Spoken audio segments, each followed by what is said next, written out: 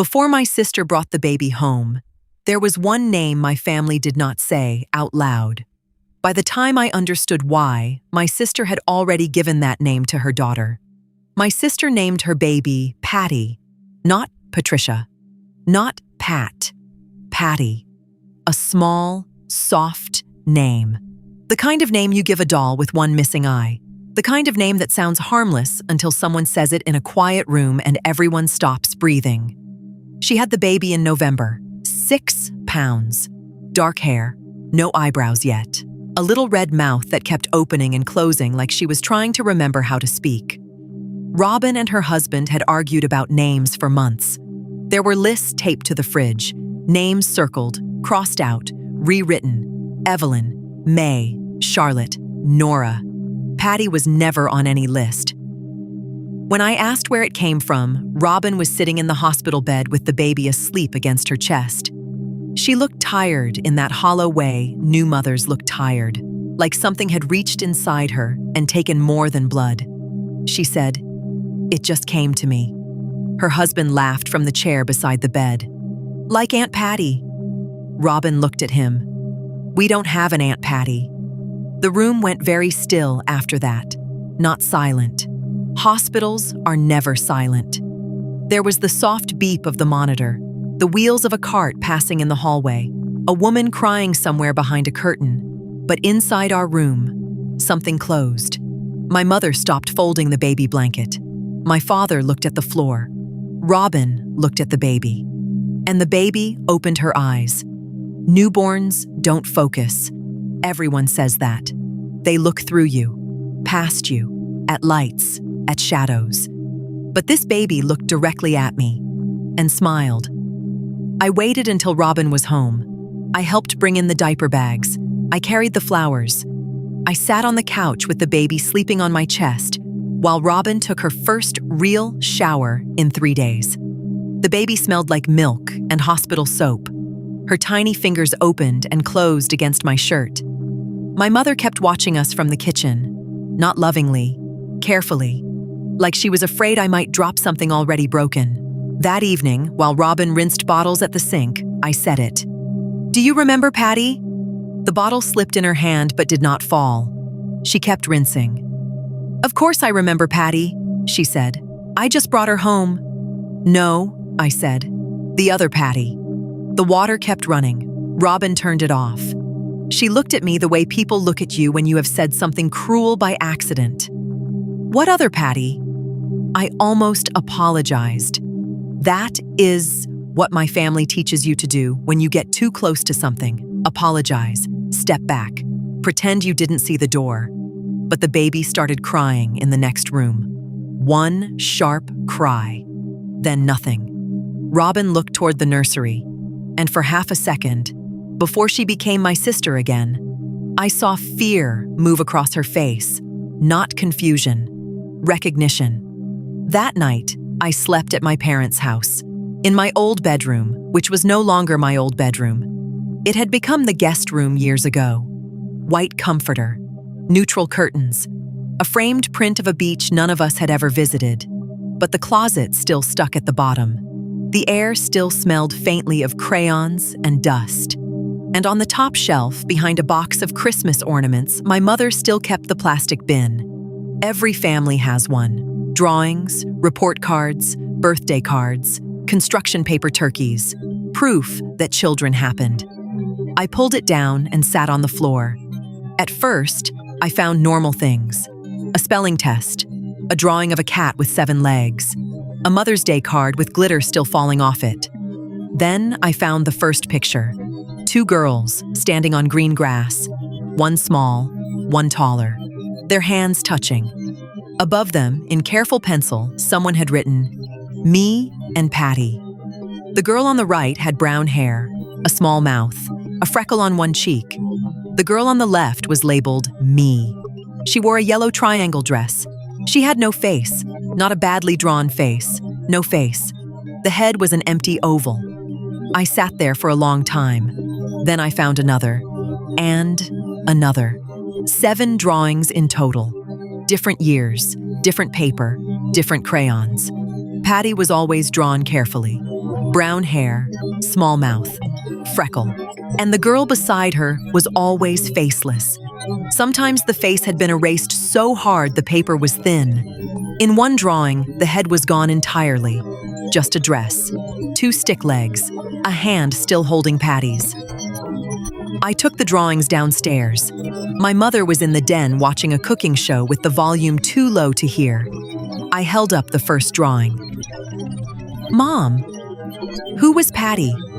She looked at it, only for a second. Then she looked back at the television. "Oh, honey, I think that was your imaginary friend. How long did I have her?" "I don't remember. You saved 7 drawings of her." My mother smiled, not with her eyes. "You were a creative child." I put the drawing on the coffee table. Robin named the baby Patty. The cooking show host laughed at something. My mother did not. Her hand moved to her throat. A small movement, almost nothing, but I knew that movement. It was the same one she made whenever someone mentioned water. "That's funny," she said. She said it like a warning. The next morning, I drove to my parents' storage unit. I don't know what I was looking for. That's not true. I knew exactly what I was looking for. I just didn't know why. The unit was mostly furniture no one wanted and boxes no one had the mercy to throw away. Christmas lights, tax papers, a broken high chair, a plastic file box marked baby books. There should have been 2. Robin's and mine. There were 3. Robin's was pink. Mine was yellow. The third one was blue, smaller, worn soft at the corners. The cover said "Baby" in gold script. Where the name should have been, there was nothing. Not blank, exactly. Pressed down. Like a name had been there once and someone had rubbed it away. Inside, the pages were empty. First smile, empty. First tooth, empty. First steps, empty. But the corners of the pages were bent and soft, handled, loved.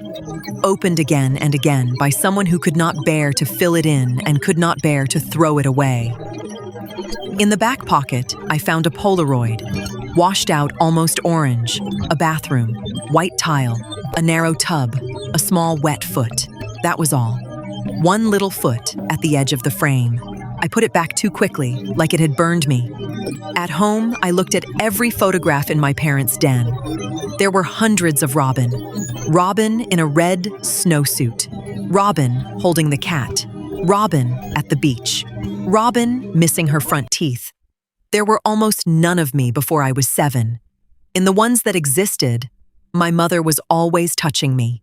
A hand on my shoulder. A hand around my wrist.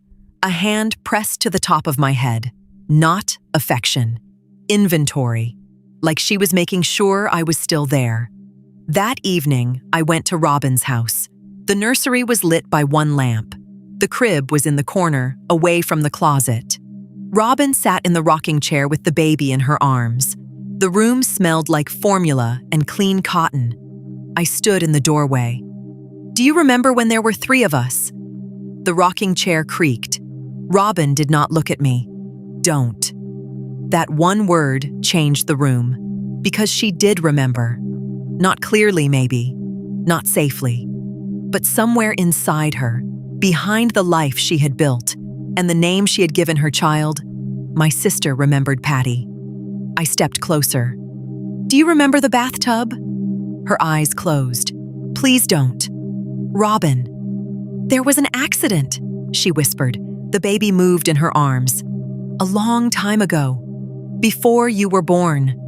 "Then why do I have drawings of her?" Robin's mouth trembled. "You don't."